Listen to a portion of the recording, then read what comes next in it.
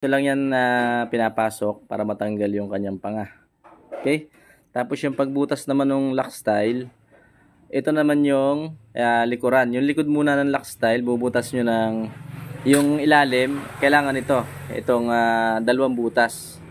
Yan yung paglalagyan ng SD roller. Tapos ito naman yung taas. Yan. Magkaiba yan guys. Isang taas saka isang baba. Yung taas, isa lang siya. Yung butas niya na bilog. Itong baba, dalawang butas na bilog.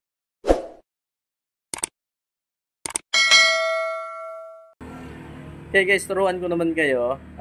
Ito yung part 2 ng ating ginawang video. Yung isa kung paano magputol ng mga top bottom, interlocking lock style, double head, double jump, double seal. Ngayon, turuan ko naman kayo paano mag-punch dun sa ating puncher. Kasi pag 798 series, talagang gagamitan ng puncher yan. Hindi siya pwedeng mano-mano. Kailangan automatic, meron kayo nitong ayan, puncher na kagaya nito. Ayan. Dito tayo kasi against the light. Ayan, dito. Okay, turuan ko kayo magbutas guys. Kasi nung una, nalito rin ako. At alam ko, marami din nagtatanong kung paano magamitin to. Kasi yung karaniwan talaga ginagamit natin dati ay mano-mano yung traditional na sliding window. Okay guys, umpisa na natin. Let's go!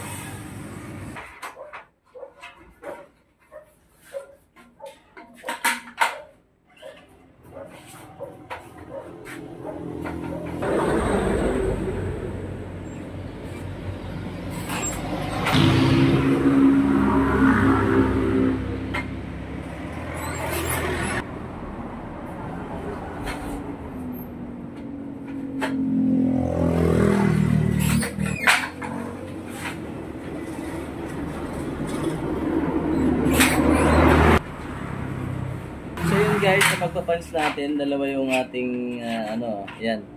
Isang diretso lang, ito. Yan. Tapos merong isang lagayan ng double seal, yung magkaibang butas. Ayan. Ito sa double head naman, yung pantay. Okay, sunod natin itong top bottom. Pag yung sa top bottom mga tol, binatanggal lang to. Yung maliit lang. Dito lang yan. Dito naman yan kinakasal sa kabilang to.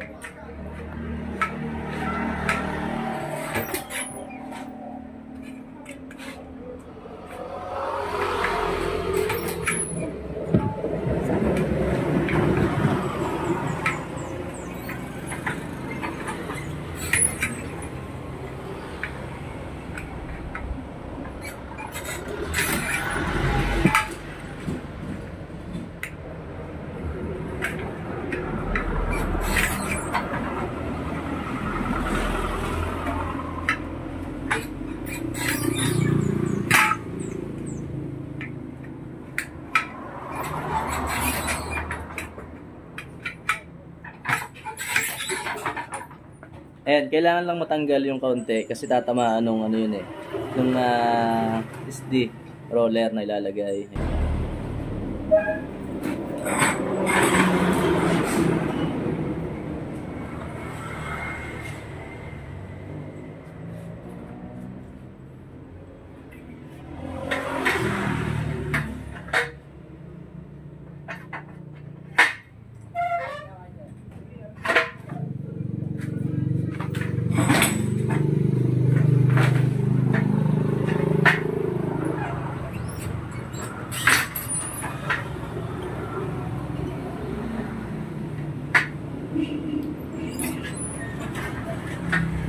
Yan, dito naman mga guys, lock style sa interlocking. Kailangan matanggal to. Yan.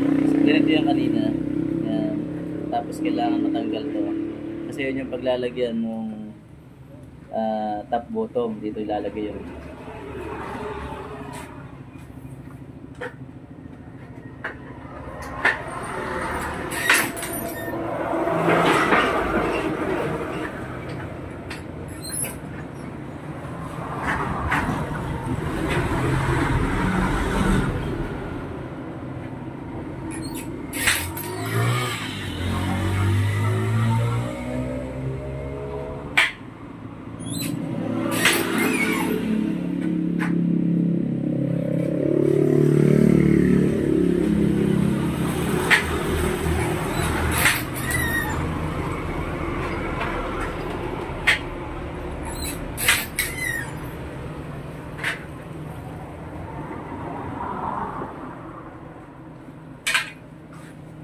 Okay guys, tatanggal na natin lahat. Pati yung interlocker guys.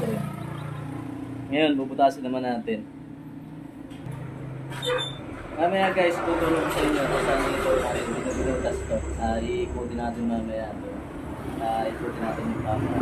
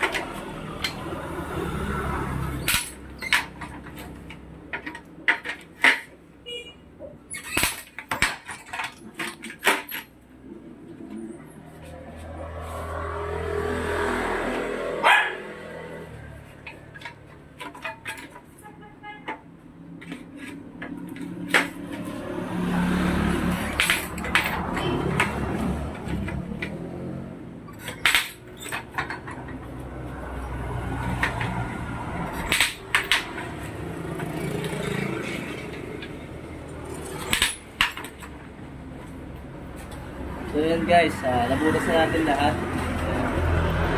Okay.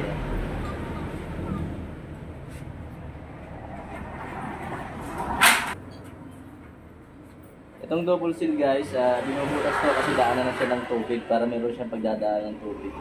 Hindi siya kagaya nung traditional double seal na flat lang. Ito double siya halos. Makapal siya. Kaya kailangan talaga ng padaanan ng tubig. Pero dito rin ko sa paddler na ito nilalagay na ito.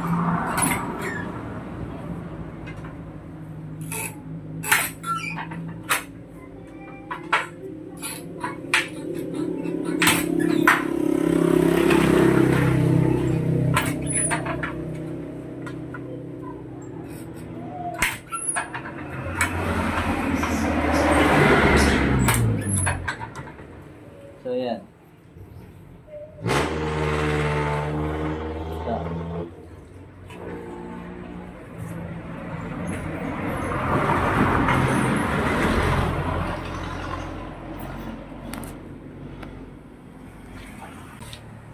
So yan guys, gaya nung sabi sa inyo kanina, iikutin natin, tuturo ko sa inyo kung saan natin pinunch yung interlocker lock style, top bottom, double head, double seal, double head, hindi natin kinamitasan dito.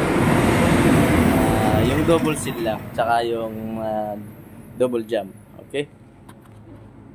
Guys, dito tayo mag-umpisa, yung una natin binutas kanina, yung pagsasalpakan ng top bottom, ayan, yung loob, ito.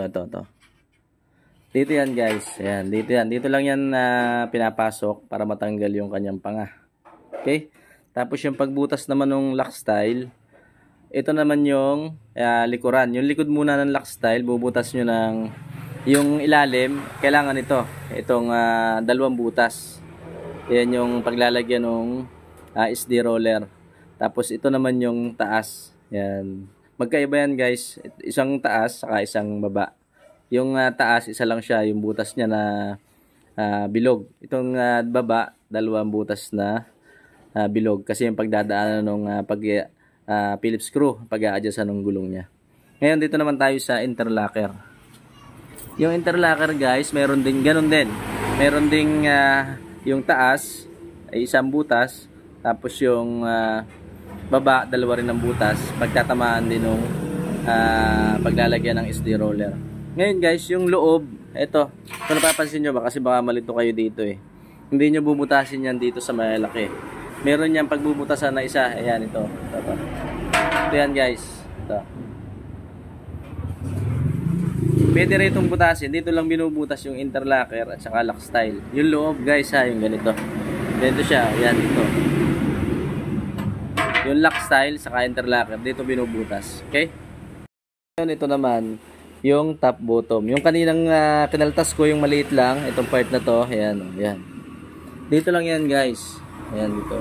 So-shoot nyo lang yan pag ganoon. Ayan, so-shoot nyo lang yan kasi mayroon pa nga dyan na siya magkakaltas pag binabaan nyo itong handle na to. Ayan, dito yan. Ayan, ito. Top bottom, dito ang kaltas. Okay? Ayan, last. Ito namang double seal. Ayan guys, kung napapansin nyo, may daanan na siya ng tubig. Ayan. Ayan. Bali 6 yung binutas natin. Dito lang yan. Ito, gagamitin nyo itong ano na to. Naka ano lang yan, naka ganito lang. Ayan. Tapos pag pinanch nyo, ayan, butas na yan. Okay? So yun guys, sana may natutunan kayo dun sa tutorial natin about sa pagbubutas dun sa puncher ng 798 series. Ayan, thank you sa panonood at sa mga hindi nakasubscribe pa dun sa ating YouTube channel, please click subscribe at click na rin yung notification bell. Marami tayong gagawin mga tutorial guys. Pasensya na kung medyo tatanggalan yung ating paggagawa ng mga tutorial video. Salamat po. God bless. God bless.